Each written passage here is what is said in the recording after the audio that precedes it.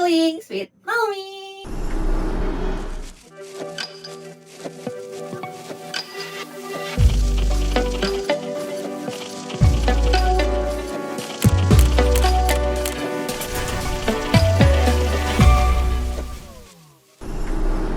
Di tengah tingginya angka perceraian, jumlah pernikahan di Indonesia justru makin lama semakin turun.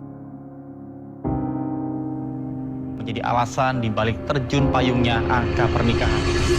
Menurutku nggak selamanya perpisahan itu menjadi hal yang buruk. Karena mungkin bisa jadi jalan terbaik. Karena banyak banget contoh keluarga yang utuh tapi itu sebenarnya broken. Banyak juga yang broken tapi mereka utuh-utuh aja sebenarnya. Kayak mungkin Gempi, Okin sama Rachel V-nya mungkin. Kadang-kadang kebahagiaan dalam suatu keluarga atau hubungan tuh harus dimulai dari orang tuanya dulu. Kalau enggak, tuh dampak ke yang lain-lainnya tuh banyak, entah ke finansial atau bahkan ke mental anak. Jadi menurut aku, nggak selamanya perpisahan itu adalah hal buruk dan menjadi negatif.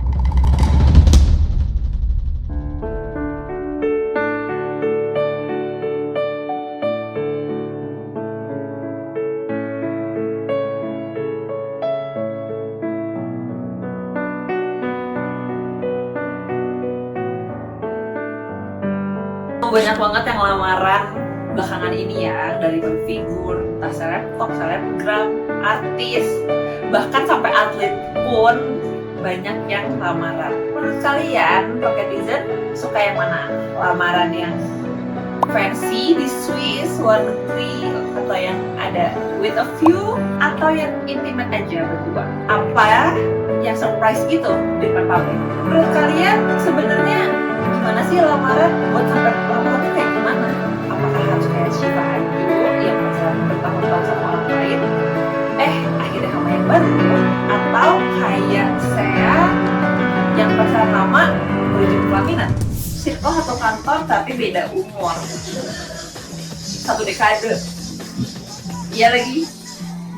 Kadang-kadang supervisornya millennials atau bahkan baby boomers mungkin.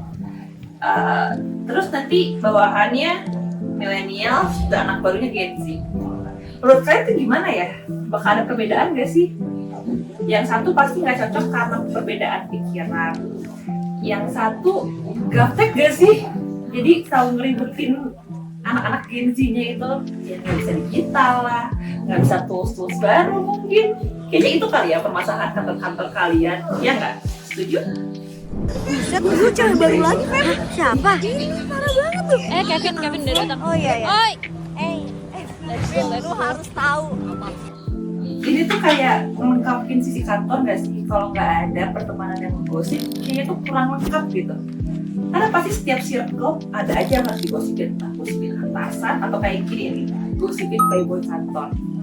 Banyak juga kan yang ternyata selingkuhan, yang udah punya suami atau punya istri.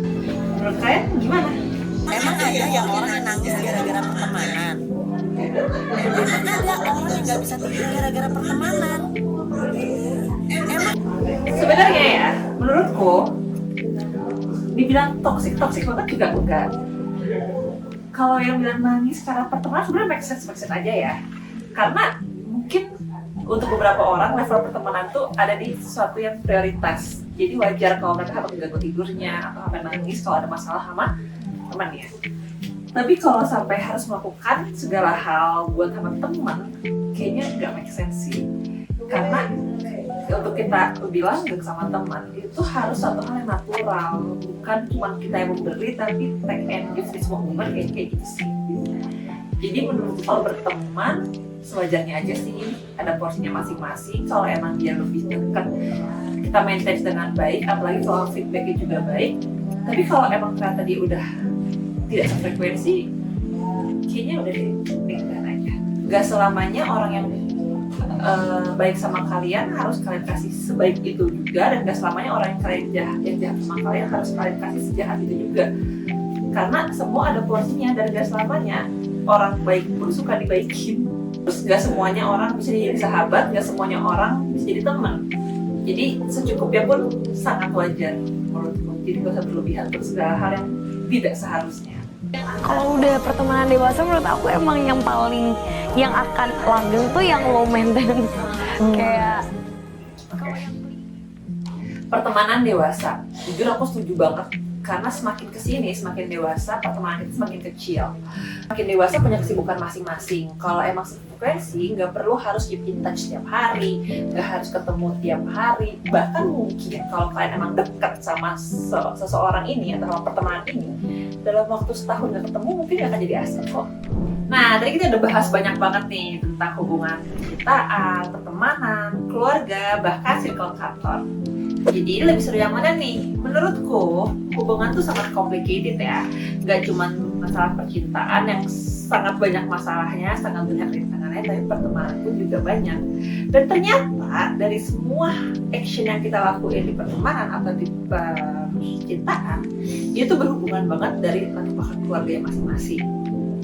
Jadi kalau kalian masih mau ngebahas tentang hal-hal seperti ini yang banyak lagi, bisa stay tune terus di channel ini. Dan jangan lupa subscribe Room Creative ID dan juga di follow sosmednya di bawah ini.